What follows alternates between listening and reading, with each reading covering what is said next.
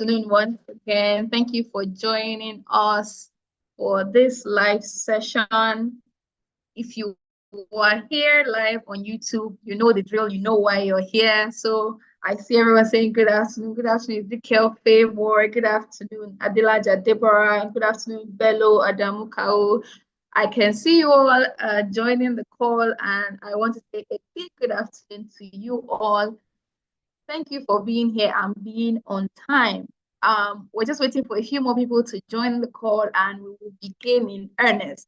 You're here because you have signed up to be part of the Youth Leadership Development Program, or because you know a friend or a family member who is part of the Youth Leadership Development Program. We're learning today about proposal writing and report writing. These are all skills that you're going to need on your journey on the Youth Leadership Debates program. You're going to be learning, again, I say, proposal and report writing. And we have a seasoned professional in the room who has been writing grants since some of you were probably in secondary school. So, or even primary, I don't know, but he's been in the game for so long. So he's going to be showing you the key steps to writing a winning proposal, to writing a winning report that will even make way for you to get more support, more financial support on your projects going forward. Without further ado, I don't want us to waste a lot of time here. You know the drill. You're going to stay on the call and you're going to listen, and you can drop your messages and you can drop your questions and responses to the facilitator via the YouTube link, as you already have it in the chat section. If you check in the chat section, you're also going to see Leap Africa's chat admin, who is going to, from time to time, share with you links, share with you some other information that you need. So link to join your Telegram group if you haven't, because we're going to be sharing a lot of information concerning this program on the Telegram group. So you need to join. If you're here right now and you haven't joined the Telegram group, this is a great time to do so. Our admin is going to be sharing that link. And also, as you stay on, before the end of the program, we're going to be sharing the attendance list, because we expect that you mark your attendance for every time that you are part of this live session. So we'll be sharing the link to that soon. We'll also be sharing link to where you can register your email in case for any reason you signed up for this program and you're not yet receiving emails from us. We're sending you a link so that you can update your email as we have it. So I'm going to pause here. I've spoken for just about 5 minutes, and we also promised today that we'll try to keep to time. So even when you're asking it, we appreciate your questions. So please go ahead and ask your question. But we'll also call it a hard stop at 4 p.m. today. So if we're not able to take your questions here, be rest assured that we'll find one way or the other to take your questions outside of this meeting. I'm just going to take time out now to introduce our facilitator for today. Our facilitator for today is none other than Dr. Enoch Haruna. I'm going to just put up his, he has a very, very impressive resume. I'm not going to be reading all of it because then we will not leave here today. But we have Dr. Enoch Haruna, who has been gracious enough to join us today to teach you about proposal and report writing for your change projects, for your advocacy projects, things that you're going to be doing in your journey to nation building and in your journey to activism for nation building. Dr. Enoch Haruna is, oh my goodness, please give me a second. All right, I'm back. That's taking a while. Just give me a moment, please. Thank you very much. Dr. Enoch is a dynamic and result-driven professional with extensive experience in social impact, partnership development, and program management within the development sector. He has proven expertise in securing funding, fostering strategic partnerships, and creating innovative programs that bridge the gap between talent and opportunity. Dr. Haruna has successfully led complex collaborations with foundations, government agencies, United Nations organizations, and other key stakeholders. He's passionate about empowering youth and driving sustainable change through scalable technology solutions and ecosystem approaches. He's recognized for his strategic vision, exceptional proposal writing skills, and deep understanding of the social impact landscape in Africa. Dr. Haruna holds a BSc and MSc in Information Technology, a doctorate in Strategy and Leadership, and is currently pursuing a PhD in Computer Science. One thing that you cannot deny, all of you who have been on this call or who have been on our past live sessions, one thing you cannot deny is that we go out to bring you the best so that you learn from the best. This is not just something we're doing for doing sake. We're doing it because we want you to learn from the best and we want you to take action after you have learned. So please permit me to now welcome Dr. Enoch Haruna. I'm going to stop sharing my screen so that he has control of the screen. Yeah, you're welcome, Dr. Enoch. The students are happy to have you. Everyone is saying nice to meet you. So please, you have the floor. Over to you, sir. Hi, IJ. Thank you. Please confirm you can hear me before you go off. Oh, you're muted for now. Oh, I'm unmuted already. Can you hear me now?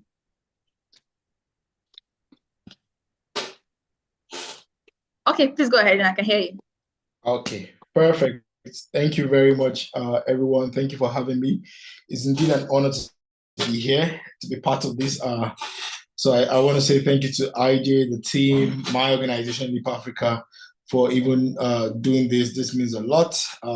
Knowledge is the foundation of anything that is greatness today. So I'm excited to always share or also receive knowledge.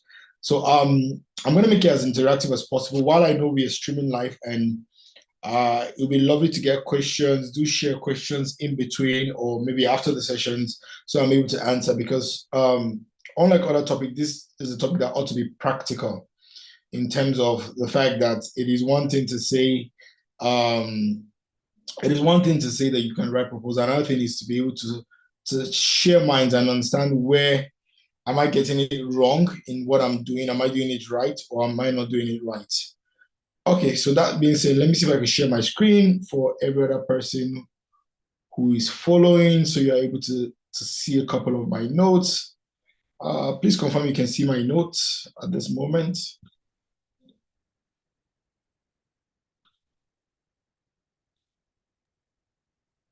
Claire, we can see it. Perfect.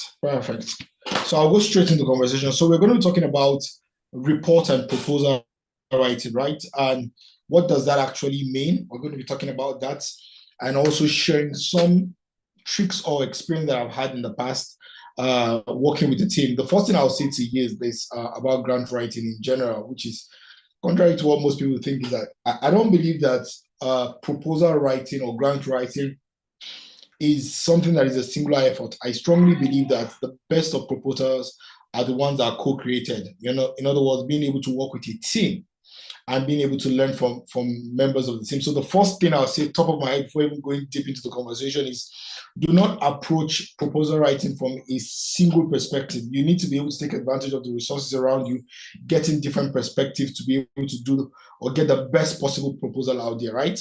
So about this course, basically for us, like I said earlier, we're going to be talking about how to write proposals, how to craft it right, how to report. Now, there are two different things. There's the proposal writing, and there's also report writing, which we're going to go into and being able to differentiate the two. I believe we're very much a bit more conversant with proposal, but people forget the importance to be ready to write a report.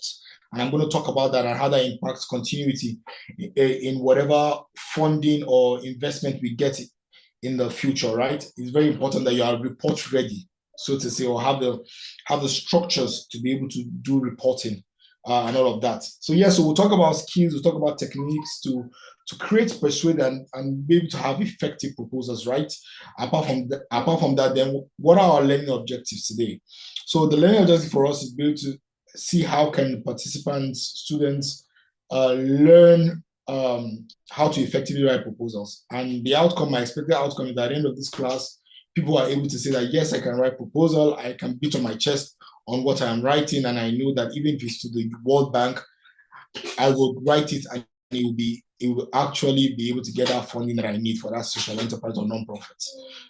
So a bit about me. I think I'm going to on the idea that it's done justice to speaking about me. What I'll just say is I'm a humorous person. You don't see that in profile, but I stand around I live on the foundation of the phrase that says that love what you do or do what you love. So I'm very keen about the fact that I must love whatever it is I'm doing. So I love my job in terms of stakeholder management, grant writing, and partnerships, right? That's what I've done, and that's what I'll do up until I retire, so to say. Okay, so let's talk about proposals. Let's start with proposals. Foundation first is proposal. Then we'll go to reports, right? So what is a proposal? Now, a proposal basically is a formal document. So that's the first thing I want you to remember. A proposal is not something you scribble on a paper and give to somebody. So you see how we come at proposal with the notion of the fact that just scribble something, just write whatever you can write and share. It's the main thing is that can you relate your thoughts? Can you share your thoughts? That makes a proposal. No, that doesn't make a proposal. There's a structure to what a proposal, regardless of the type of proposal it is. There's a structure. In other words, it's a formal document. Whenever somebody comes in contact with your proposal, he has an expectation. There are certain things he expects to see in that proposal, which we will talk about, right? So the first thing you need to know is that proposal is a formal document and is put together basically for consideration or discussion. You understand? It's a discussion starter. You come across somebody and the person probably wants to do an investment in your business or do some form of donation to your non-profit. You have to be able to create, the proposal is something that is able to speak when you are not there, to be able to start that conversation with that intending investor, so that even in your absence, the person has an idea of what you are talking about. So it's a formal document, and for me, it's a discussion starter, basically. And I would like you to take note of this, that your proposal should be able to do what you will do if you are there. Do you understand? So if you know how we have that elevator pitch that says that if you're in an elevator with Dangote for 10 seconds, what do you want to be able to tell him and all of that? Your ability, whatever you think you want to tell Dangote in an elevator, let your proposal be able to do that without you being in an elevator. So in other words, if Dangote was to come across a proposal and he's taking a 20-story building lift carriage or experience, he should be able to flip through your proposal and he's able to start or desire to start a conversation with you based on what you have in that proposal, right? So it's very important you understand that. And I'll talk a bit about that. How do you captivate people with your proposal as we move on, right? The primary purpose of proposal is to persuade and secure approval or funding for a specific project. Yes. Like I said earlier, you need to be able to, it needs to be persuasive, very important. But let's also go, there are different types of proposal, right? But I want to categorize it into four. Majorly, there are obviously more than these, but I believe some might be sub of these four different types of proposals. But proposals basically are the first, which is the business proposal. So proposals are used for both non-profit and for-profit organizations, right? It's very important that we understand that. It's very important that we understand that both for-profit and non-profit organizations both make use of proposals, right? So the four types of proposal. The first is a business proposal, right? There. Oh, IJ, I see your hands up, IJ. All right, thank you so much, sir. Please, is it possible to zoom your, the text a little bit? We are struggling to see it on YouTube. Oh, we would my. like to follow you. Oh my. Is that possible? Okay. Okay. Yeah, I think maybe you can speak to one after the other like this. Okay. Oh my. Thank you. No problem. But I mean, we can also make can we make the slides available to people afterwards? Just preferentially. Of course, we'll do that. So please do forgive me if you can't see it very well. Okay, that's fine. Okay, so yes. So business proposal, basically, this is for securing investment. So interestingly, before now, I worked in the for-profit sector, right? Where I worked in the bank. And one of the things that I did in the bank then basically was development finance, working with investors, foreign investors and local investors. And we had to curate proposals that were basically for profits, saying to somebody that, okay, if you want to come invest in us, and see how we can get to your appeal, basically. You need to, and let me say this, even if you're a for-profit or non-profit, whichever one you are, you need to understand first and more importantly that nothing is free. Even if somebody is giving you a donation in a non-profit, you need to understand that nothing is free. There must be a value proposition, right? I'll give you a case study, right? I used to, in the past, work for an organization, a non-profit, that's worked with women in share butter, share kind of value chain. And we had major, I'm going to take out names for ND and privacy reasons, right? So we had an international organization that was funding us to train and support these rural women who were picking this share nuts and processing them. And I remember one day I sat before one of the rural women and she was praying for me. I was like, my son, you guys have helped our life, blah, blah, blah. I'm able to now do this and do that as a result of the support I'm getting from your organization in partnership with that organization. And while she was talking, I was appreciative and I was excited about the great things that we're able to do. But in my mind, I understood the system. And let me explain to you what that meant. To her, it was an impossible thing. It's like a miracle that somebody decides to give you money. But because I was in the ecosystem, I understood that the international funders who were funding us to do that were also funded by major off-takers of share notes. So understand the circle. The circle is that somebody is making money available for people in non-profit or social enterprise to be able to do some impact, but in the long run, he's profiting from the impact that they are making. So I want you to understand, and I'm bringing that up because I want you to understand that be it non-profit, for-profit, approach it from a business perspective that nobody is giving you anything free. There must be a value proposition. And it's your job when you're creating that proposal to identify what interests those investors and come at them, propose to them from that perspective of their interest. That is the only way that your proposal will be important. I'll give you an example. The European world right now is very much interested in carbon proof footprint, climate action, and all of those things because, and usually in Africa, because Africa is still a virgin land in terms of activities or impact to the ecosystem, right, to the ozone layer, greenhouse effects, and all of those things, compared to the European world, which doesn't have as much trees as Africa have. So once you are being supported in Africa, it's so quick for you to think that, oh my God, these guys love us, and that's why I give all of this support. But remember that you are offering something that those investors cannot do in Europe. So I want that to sink in your mind that every proposal, be it for non-profits or for-profit, come at it from a value proposition perspective. Come at it from the angle understanding that nobody's just giving you free money. They're giving you money because you have the value to offer. So that's what you bring forward. So yes, we have the business proposals for those in non-profit, for-profit sections, for-profit sectors. We have the project proposals. Now, what is the difference? A business proposal is basically a proposal for an investment into an organization that is not time-bound. In other words, I have a business and I want investors. I'm not time-bound. So in other words, the investor can invest in me for 10, 20 years.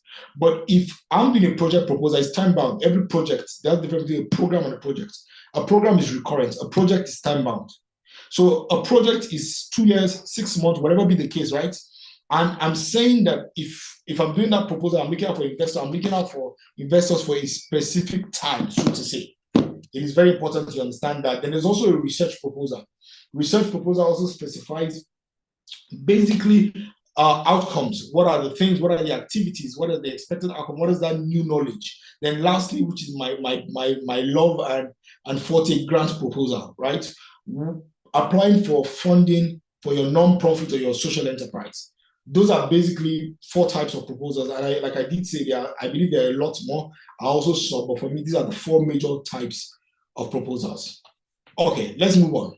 Now, let's go to somewhere very important. And I'm going to stay here a bit to talk about it. Now, if you remember, I started by saying that a proposal is a formal document. A proposal is not something you just scribble and share. In other words, the people who will engage your proposal have some form of expectation of information they hope to see in your proposal. While there is no international structure for a proposal, I believe that these basically are things that proposals ought to have. First thing first, obviously, like every other thing, is your title page. Your title page is supposed to be the cover. And like every cover, I'll give you a practical example. Nobody puts an ugly sight in the cover of a magazine. Now, it doesn't mean that everything in the magazine is going to be as beautiful as the cover, but there's something about the first encounter somebody has. So it has to be captivating enough. It's very important you understand this, and I'm going to say this to you. You might be a startup, but you need to take advantage of resources. Do not do anything, I don't know if it is an English word, but do not do things caricature. Basically, you know how we don't say, it doesn't matter, we make things that we have capacity, we're going to do the work. It's not by writing English. My brother, my sister, is about writing English. Before you get to that point where you are able to prove your capacity, you need to first get into the hearts of the people. So it's very important you understand that, and I want to abolish this mentality we have as startup. The fact that you're a startup does not mean that you should operate like a startup. Do you understand? The world has gone global. I don't need to employ 20 staff in my organization right now. I can have people who work for me on a contract by contract basis, reducing my overhead. In other words, go online, go to MOs and not MOs, go to a couple of these job sites, DevX, a couple of these ones, and get people to work for you in terms of the UI UX of your proposal. In other words, don't just do anything and just assume that it's perfect or it's okay. Very first thing that I want you to say. So the title page must be very captivating. That's all I've been trying to say. Then now let's move to the next part. Now I have worked and seen proposals that are lengthy. And by proposal, I mean proposal of 100 and something pages, right? I can tell you for free that there are different levels of checks of proposals. There are the integrity analysts, the analysts, the people whose job is to dissect your proposal, ensure feasibility, ensure profitability, and all of those things, and come back and give reports to the head of the organization to say that we believe that this proposal is perfect, we can make that investment, or we can do that grant gift, right? But before it gets to the point of those analysts, it usually will be at that decision maker table, right? In some cases top, bottom. In some other cases, is bottom, top. But regardless, I can tell you that the decision maker who is engaging with your proposal will not go through all of your documents. So it's very important you understand that the executive summary is the most important part of your proposal. It is supposed to be as exclusive as possible. Yes, it is short. I tell people that I believe that an executive summary should not be more than 1 page. I do see people do 2 pages and 3, but I believe that it's supposed to be as concise as possible. And your job is to ensure that as it's concise, to put all of the information that is necessary in that. So your introduction, your problem statement, your objective, your methodologies, your budget, high level, timelines, conclusion must all be summarized in your executive summary. So when that decision maker, because he's probably going to look, first of all, is he enticing the front page, and maybe he sees something that captivates him, right? He now goes to the point of now going to your executive summary, which is where he probably might stop, and he wants to be able to read all that you have to say in that. So it's very important that you do that. Another thing again that I've noticed people do as mistakes when creating proposals is that your executive summary is a teaser. While it's supposed to be very inclusive, it's not supposed to also give out everything. Listen, I won't strike a balance. I don't want to lose you. I'm saying that yes, you should have bits and pieces, high level of every one of these things. But at the same time, I should not say that everybody who engage my proposal should stop at executive summary. I should be able to keep some form of enthusiasm, or build up that enthusiasm for you to want to go through reading the whole of my proposal, right? I mean, if you're like me, who loves, I love to watch movie trailers. Before I watch a movie, I'll go and look for a trailer and see what's happening. And most of the trailers can be just one scene, but in the whole of that 1 hour, 2 hours of the movie, the director is able to look through and identify what is that scene that is so captivating that gives you an idea of the movie but keeps you wanting for more. Very important. Then you move on to introduction. Introduction is where you talk about your background and context. Now, let me also correct something about introduction. I've heard people come to me and say, okay, but I'm a startup. What introduction, what background do I have to write? Every organization has some form of background. You can write your background, your introduction from the angle of antecedent or the angle of forecast. Antecedent means that these are the things we have done. But you can also talk about these are the things we intend to do and put that up in your introduction. To say that, okay, this is first of all, start with the background. Let me use a case study. Let's say you have a nonprofit that has to do with climate action, and you start with talking about the global statistics. Yes, that's another thing again. I am very big on statistics. Data is life.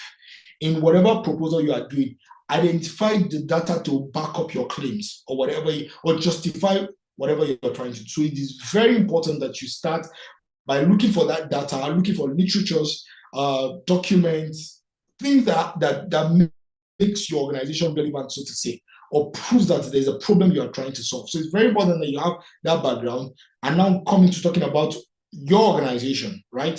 Then you now move on to problem statement. This is very, very important. Your problem statement must be clear, it must be defined, it must be clearly defined, it must be straightforward.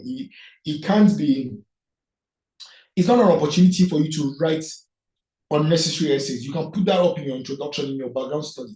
But your problem statement for me is very important, that it's very precise to say that, okay, we have realized that there's so much ton of waste which is affecting sea life, blah, blah, blah, in Nigeria. Put that data and everything, which now warrants the need for us and an organization to be created. So it's very important you have that. Next is your objective. What are the proposal aims? What the proposal aims to achieve? What do you want to achieve? So it's two things, and these are another mistake people do, and I see it a lot in proposals, right? So you see where people say aims and objective. There's no such thing as that, right? It is aim. There's one aim, and there are a couple of objectives, right? So see how it happens. The problem defines the aim. So the aim is your response to the problem, and your objectives are now a breakdown of your aim. So an aim can be ambiguous. So our aim is to, I'm still using the climate change organization case study. Our aim is to preserve the endangered species. Remember, I spoke about sea and how tonnage of things are affecting things in the sea and all of that. And your organization aim is to preserve endangered species life, right? Now, the objectives cannot be broken down into different things. How do you preserve their life? Is it first of all the place of awareness, advocacy, engaging with people to understand the impact of their action? Is it the point of also creating some form of preservative system? Like, I'll give you an example. People don't know this, that aquariums were not necessarily initially created so people can go and watch animals. Aquariums were created as a medium or as a way to preserve endangered species. That was the foundational reasons why aquariums and museums were created in the first place. So you are saying that, okay, that is another way. First, advocacy. Number two, preservation. Number three, even policy advocacy, speaking to people in government to ensure that laws are created to ensure that people do not endanger endangered species, right? So all of those things can fall as your objective. Then your next is your methodology. Now, what is your approach? How and what are the methods you intend to use to accomplish the things that you are proposing, right? What is your approach? How do you want to go about it? We are going to do programs, we're going to do projects, we're going to do recurrent programs that has to do with awareness, and all of those things must be stated. The next part for me, which is very, very important, is budget. There are different types of budget. There's the high-level budget, which basically talks about components, right? So for example, now, human capital cost, you state it. Program cost, you state it, right? Those are components, and that's high level. But there's a detailed budget that is necessary sometimes, most times in a proposal, which now has line item. In other words, I can't just say human capital cost $50,000. I need to be able to specify that in that human capital cost, these are the kind of human capital that we're going to be employing. These are the kind of volunteers that we're going to use, specialists, to justify, to elaborate. Because the thing about a high-level budget, and I'm going to be honest with you, that most of the times over time it has become a way where people now hide things that they don't want to be out in the open. Maybe the fact that we're going to make some form of money, so let's put it under something. No. And investors and funders are very much aware of all of these schemes. So you need to break it down and justify why each of those things total to such component amounts. So for me, I believe you should do a very detailed financial plan in your proposal. Timeline is also very important. This is also forecasting. What that means is that you can be wrong, but you must be able to create ample time to mitigate the possibility of an overrun. Let me explain what that means. If I say I'm going to do mobilization of volunteers for my projects, I'm still talking about the climate change project, right? And I give it a 2 weeks. Or in my mind, with the team, we logically think that it's going to take us 2 weeks. It is wise to put an extra week on top or some few days on top to ensure, just in case peradventure anything happens. I'll give you a particular example. If somebody's running a project and I had decided last week in Lagos that I was going to have a physical meeting with my volunteers, and there was a particular day where there was flood all over, right? And it wasn't able to happen. What then happens? You need to be able to have realistic, smart timelines, and not just do things because you want to prove, or you're trying to make your investor or grant or your funder believe that you are able to close out projects in such short time. Don't remember. I want you to remember this. If you don't remember anything, that the most important thing is not getting the money. The most important thing is delivery. After you have collected the money, you need to be able to deliver on the things that you have spoken about, be it as a business or as a fund for an NGO. Because two things will happen. Every investment can be recalled. We have so many cases globally, locally to prove that. The fact that a Melinda Gates gave you money does not mean that they cannot recall the money. If you go against the tenant of your fund or why you were funded, that money can be recalled. So also with a business investment, if I invest in your business and I see you are deviating, I am within my right to come and liquidate my investment. So it's very important that you are smart and realistic with your timing. Then lastly, your conclusion. And I'm going to say this also. I've also seen this habit with investors or funders, where for the decision makers who can go through your lengthy document, they usually will do the executive summary and move to the conclusion. So the conclusion also is very important. The executive summary, like I say, summarizes and gives you whet your appetite to read further. But the conclusion summarizes everything further beyond what the executive summary has. But more important, the most important part of a conclusion is what I call the call to action. Your conclusion is not complete without a call to action. To me, it's usually the last paragraph of that statement, of that conclusion, or that session, so to say.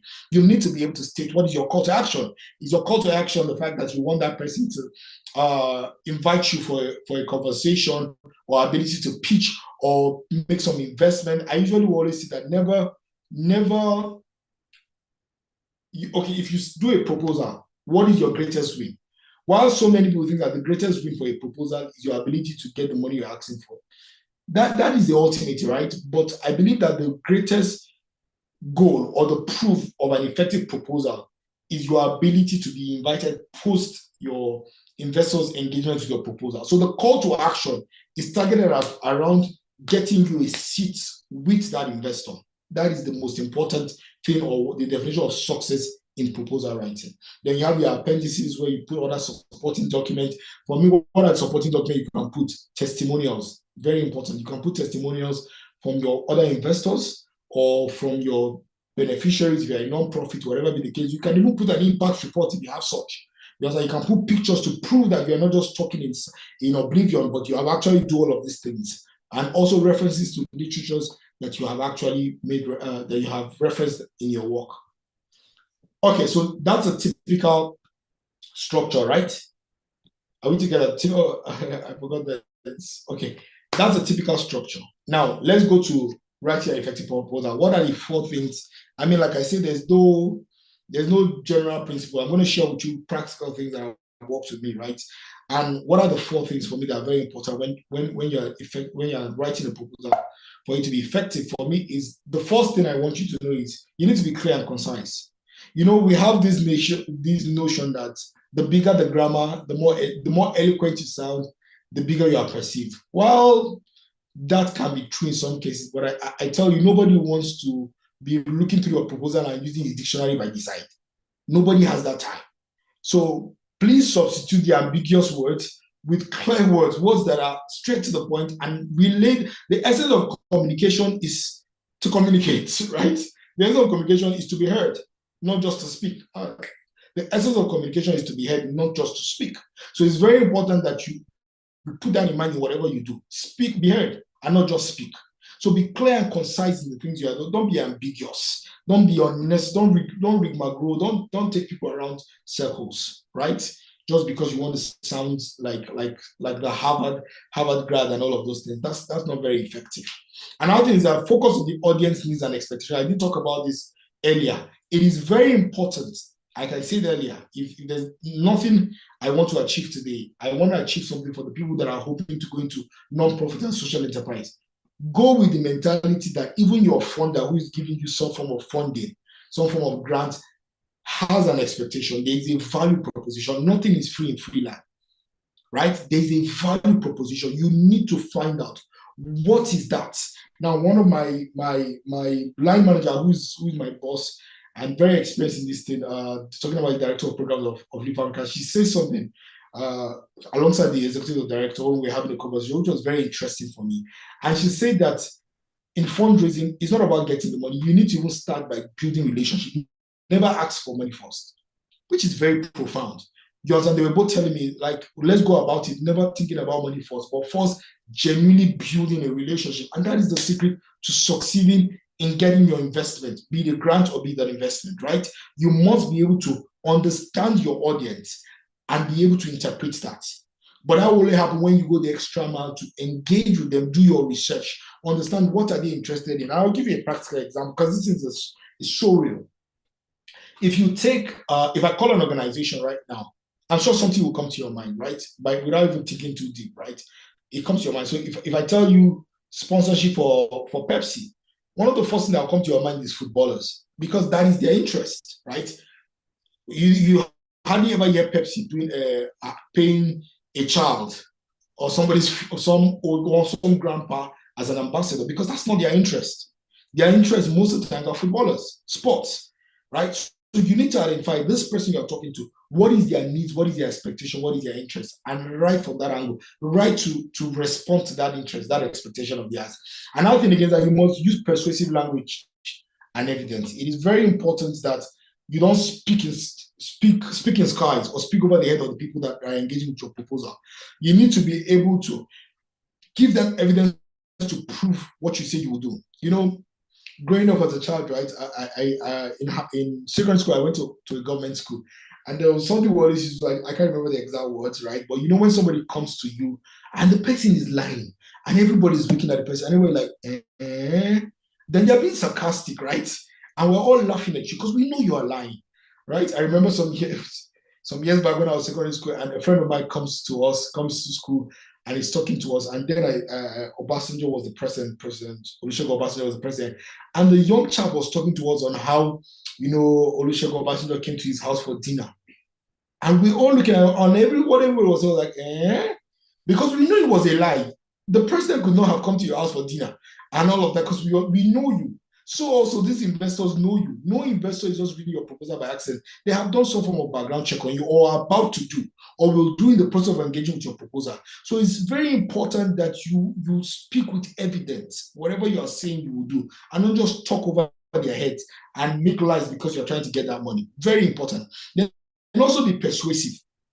Persuasive in your conversation, right? Don't be beggarly in your acts, but come with a pitch with the understanding that you have some value to offer. Then the last is ensure logical flow and cohesion. Your proposal, like I said, and this happens because we believe that proposals are not necessarily formal documents. They are as formal as a document can get. In other words, so also there's a structure. An example was a structure I shared. There are many other structures out there. Identify the structure and let there be a flow. Let there be a logical flow in whatever I am reading or whatever you have written, and let it not just be everywhere. Okay. Practical tips. I'm going to run through this. Practical tips for both proposals and reports. What are the practical tips for proposals and reports? Like I said, understand your audience and purpose. Very important that you understand your audience. Very important. I understand the purpose. What is the purpose of their investment? Why do they invest? So there's no reason why if my non-profit is, for example, focused on women, I'm going to look for a non-profit that is focused. I'm doing a proposal to a non-profit that is focused on children. You need to understand what is the purpose of that organization, and also in your writing, understand what is your purpose. Define that should be what precedes whatever it is you are writing your proposal. And that is you need to organize content logically, like I said. Don't just write anyhow. Let there be a structure. Very important for me, which is why, because I know I had said a couple of these things, you must be able to utilize visuals to support your text, right? I know proposals are elaborate documents, but you must also understand there's something called the reader's attention span. It needs to be appealing to my eyes for me to dwell in it. So take advantage. Look at what I could have elaborated what I have before you and wrote a whole lot of more. But there's a reason why I'm using this type of colors. There's a reason why I'm using this brand. I'm making it as concise as possible. I'm reducing it to some extent so it is appealing. So I can go beyond the defenses in your mind that says that, I beg, I can't read it. This is too long. It is very important you take advantage of all of those things.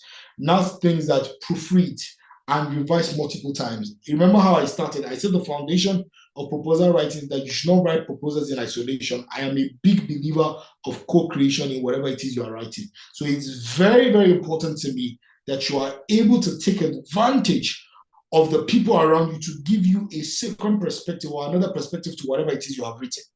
It is very important. I know they say that it's not to say that two heads are better than one, but two good heads are better than one. But I also believe, listen very well, let me play the devil's advocate. I also believe that two heads are still better than one, even if they are bad heads. Their data might not be accurate, but their perspective is accurate because they are speaking from the perspective at which they see. So if I'm standing here and I'm looking at 9, I can't see it at 6. But if two people are standing, the other person on the other side can see it as 6. Can see it as 6 more than I'll see. So even if the two people on this side and that side are not so intelligent, guess what? They have an advantage which I don't have. I'm limited by my individuality. I'm limited by the fact that I don't have the power in number. So I strongly believe that you should be able to engage with others to look and be able to pitch in whatever it is you are doing. Okay, let's run. Let's go to reporting, right? Which is the second part and where I'm going to end for this conversation today. What is reporting? And I did start by saying something that we are so used to proposals that we forget that proposal comes with reporting, or reporting comes after proposal. Nobody is going to give you money, be it a funder, be it an investor, without expecting some form of responsiveness from you or some form of reporting from you. It is very important because I see this happen a lot. And this is, I'm believing this is not data-backed theory, but I believe that one of the reasons why most investors invest or fund based on milestone is because of the lack of reporting that has been a practice in the past. Where if I give you the whole money for your project, I don't get to hear from you anymore because you don't need me, you have gotten the money. So most people now say, okay, what do you need to start? Let me give you that one. Let's milestone your project. What is milestone 1? I will give you that funding. Then when you are done with milestone 1, you have to report to me. Once you report to me, then I can release milestone 2, then milestone 3 and all that. It is very important. And I also say this, some funders or investors might not solicit for a report, but it is your responsiveness, if you are going to be sustainable, if you are thinking about the future, to have some form of reporting in whatever you do. Even if they are not asking for it, or they're not saying they're going to fund you again, make it a habit to share your reports with your investors or potential investors, your impact report, your profit report. It is very important because it has a power. I'll give you an example. Why is it that banks publish their profit, their P&L? It's not because of transparency. They have already done that to their regulators, NDIC and CBN, and even the stock exchange. They have already reported their P&L for the year. But the reason why they publish it to the public, you might even say, okay, what about their shareholders? They have emails and contact all their shareholders. They could have sent it to them directly, right? But I believe that one of the reasons why they share it to the public is to also entice potential investors and potential partners. So you are able to see and you compare and realize, wow, the returns from UBA is more than the returns from Fondsbank, for instance. So it becomes a conversation starter and also an enticer for potential investors and funders in the future.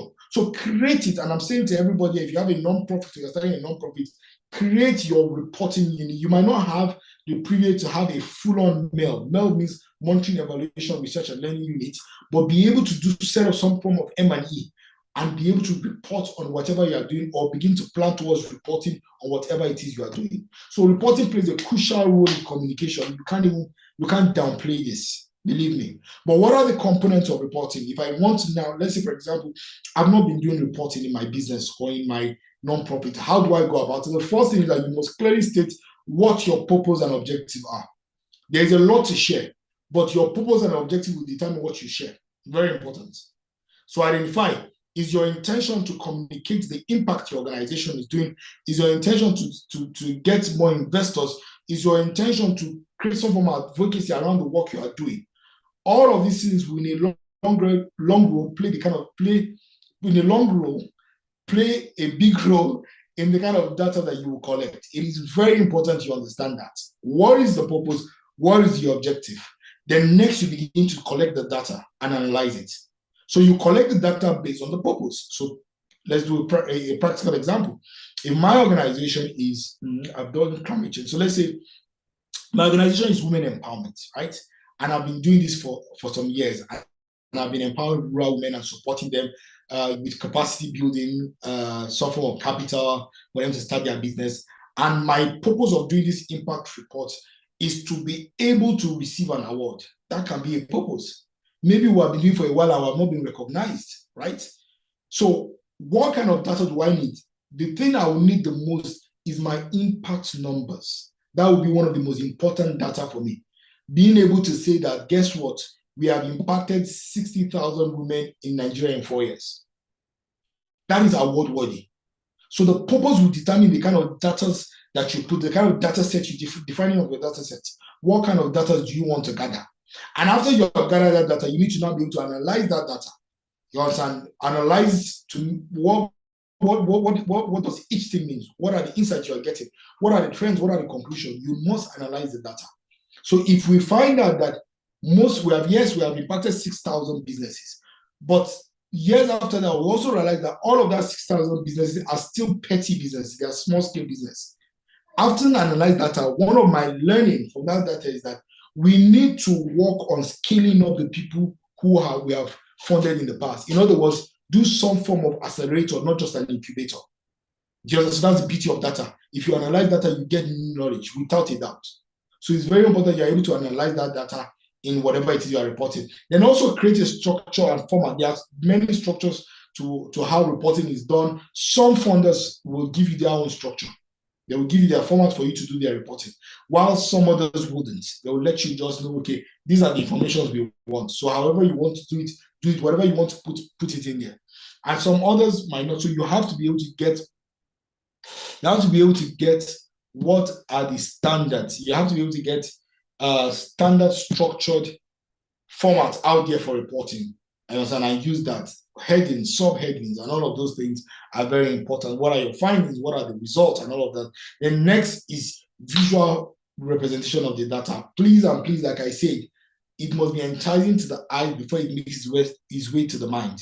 It is very important that you don't just come and lump some words and gather words and just move. No, your impact report, your report itself must be very, very engaging. It's very important that you do that. Then the last is analyze and interpret.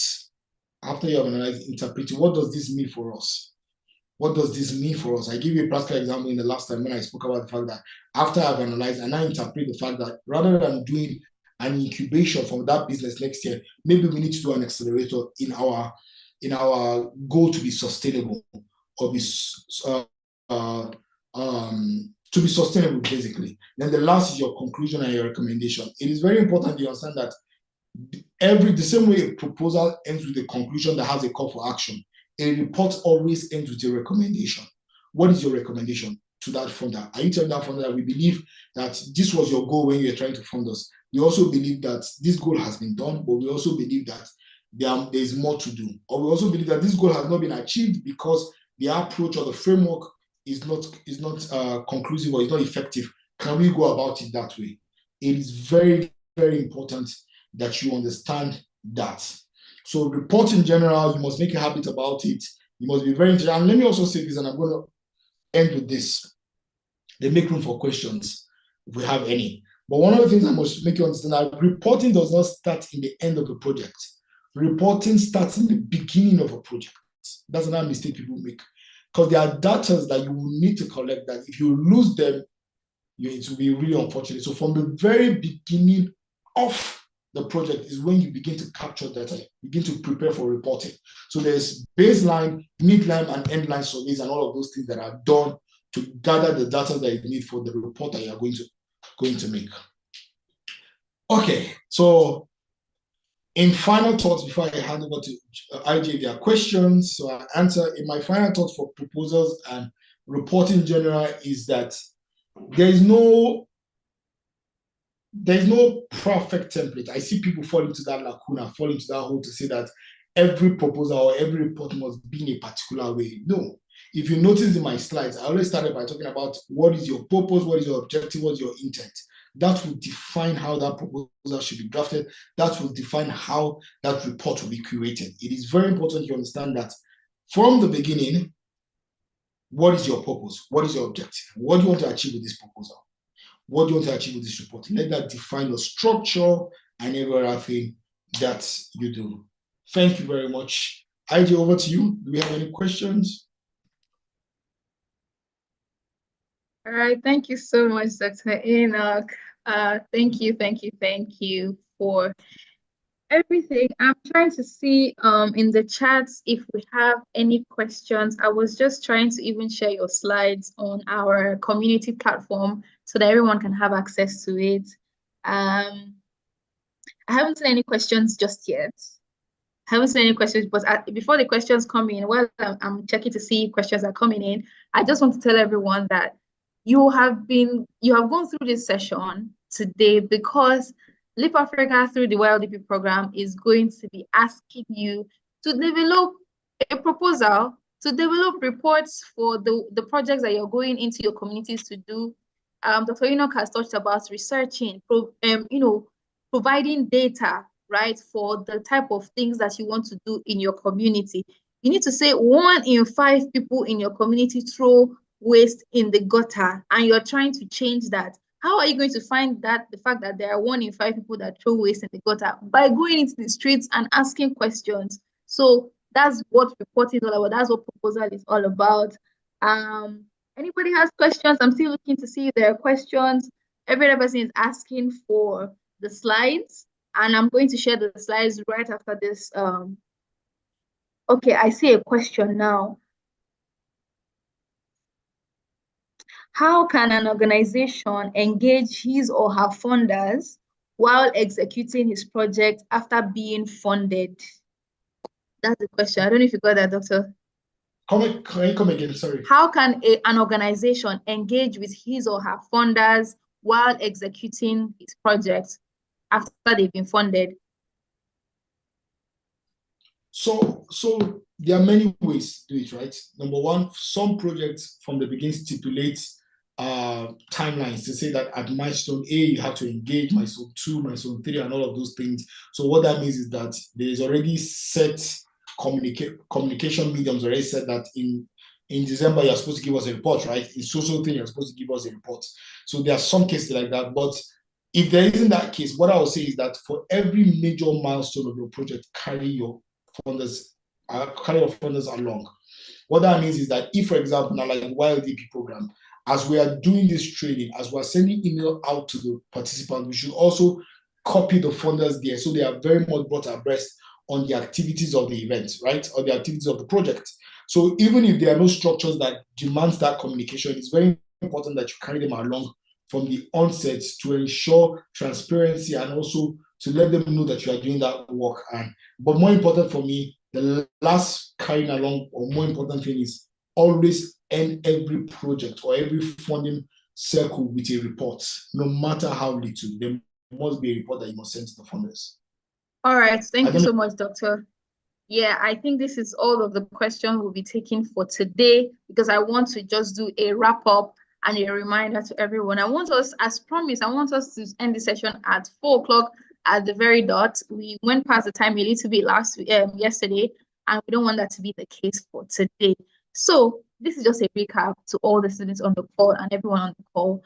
On the YLDP program, especially on the sustainability pathway, if you have chosen to be on the sustainability pathway, you are going to be expected to craft a project, right? That you are going to, of course, you're going to, like every other person who is on the sustainability track, you would pitch for a grant, right, to do your project, right? So we have up to 60 slots available for groups or for team members, right, to come together and do a project. So 60 slots, 60 teams, we can fund 60 teams between 350,000 naira and 100,000 naira, right? We'll give you some money and say, oh, this project that you have designed, this proposal that you've designed, we like what you have found. We like the problem that you have found.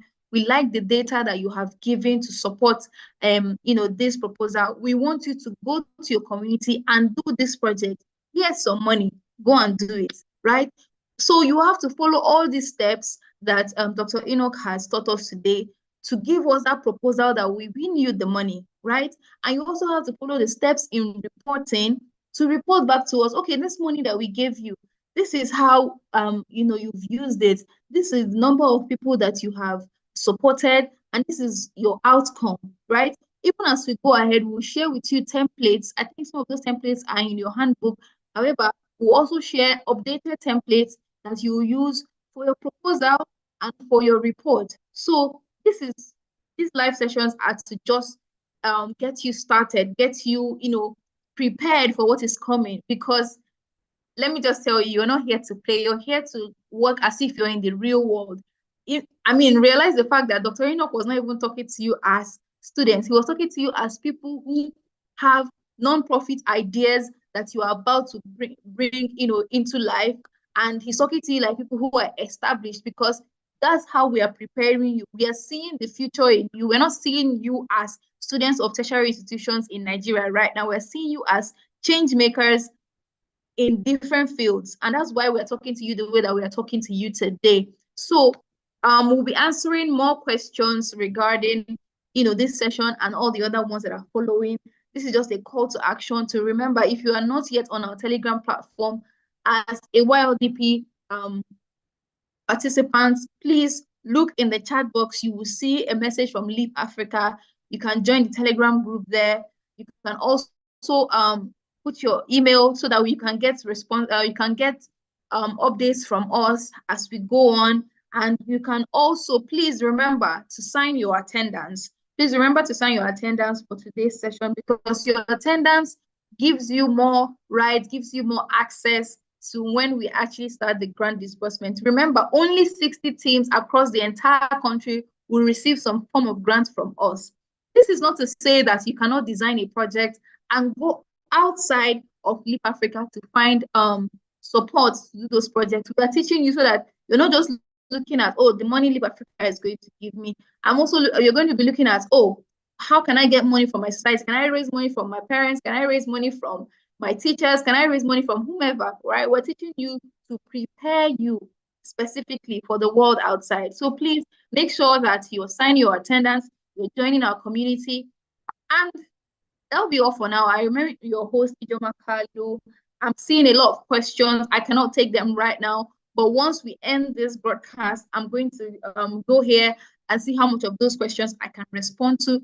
And please also be sure to come to, again, the Telegram group chat is where we can count down to answer your questions, or even our email, ylp@leapafrica.org. ylp@leapafrica.org. You can send us emails, answer or put your questions on our Telegram group chat, and we'll be responding to you there.